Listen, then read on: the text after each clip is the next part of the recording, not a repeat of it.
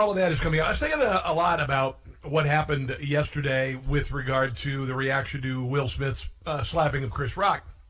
And there have been a lot of people who've said, well, he was defending her honor, and, and that's fine. He was defending her honor. And then there are other people who were saying, this was absolutely wrong. It should have never happened.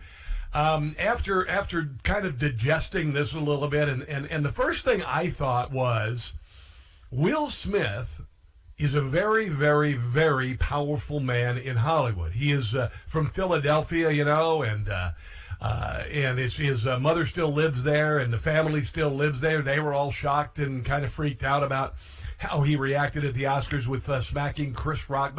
But Will Smith is powerful enough to sit in the front row at the Oscars, to walk up on stage. Think about this.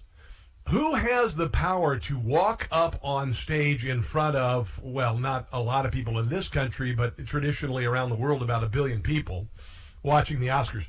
Walk up, physically assault the host, walk back to his seat, sit down, utter profanity like has never been heard on the Oscars before, although it was bleeped for many people, and then accept an award later in the show like nothing ever happened. And I got to thinking about that, and then I kind of thought about, think about all the other things that, like Hunter Biden. Did you know Hunter Biden in the last 300 days, none of the major networks has mentioned his name, ABC, CBS, NBC, none of them have mentioned his name, despite all of the stories, despite the New York Times coming out and saying that, the laptop's for real. All the stuff in the laptop is for real. And this would mean that everything in the laptop is for real. Then Joe Biden and the Biden family are the most corrupt family in the history of American politics. And Joe Biden is compromised as the president of the country. That said, Hunter Biden is able to walk up to, I guess, the American press, figuratively, smack them in the face, walk back and sit down like nothing happened. And the American press says nothing about it. And the only thing that came to my mind with regard to both instances is privileged. We hear a lot of things about privileged, and white people are privileged, and this guy's privileged, and you can't, even if you adopt children of color, you're a white couple and you decide you want to adopt children of color, you're still privileged, and you're doing it because you're trying to allay some sort of guilt that you have about being so privileged and so white. And then I think about my family, largely farmers, blue-collar workers. My nephew, he lays pipe for a living, and in Hollywood that's something completely different. But what he does, he puts in irrigation systems. Then in the wintertime, he has a snow removal business, and he works hard, man. You shake his hand, you're like, my God, he's like shaking hands with the thing.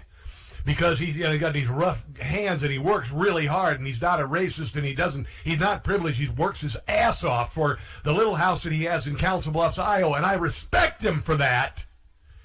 And then you got guys in West Virginia who go down to these holes in the ground, and they dig out coal so that rich people in L.A. could go to Oscar ceremonies and ride around in electric cars that they want everybody to mandate to use, even though most of us, our power plants are run by coal. And those people are privileged.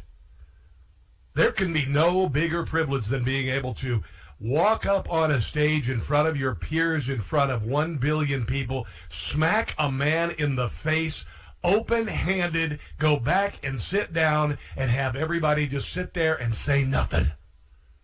Nothing. I'd say that's pretty darn privileged. I posted that thought last night on Twitter. I just use Twitter largely to you get sound bites and video clips from my TV show. That's why I use Twitter. And I put it on Facebook, and I got a gigantic response from Facebook. I got a gigantic response on Getter, Gettr, Getter. And I think I struck a nerve there, because there are two classes of people in the country. There's us and them. Hollywood's elite, Washington's elite. They are the them, and we are the us, ladies and gentlemen. We are the us. And I would much rather be an us than a them any day of the freaking week. Hi, I'm Rob Carson of the Newsmax Daily Podcast. Subscribe today with the Apple Podcast app or go to newsmaxtv.com/podcast for other platforms.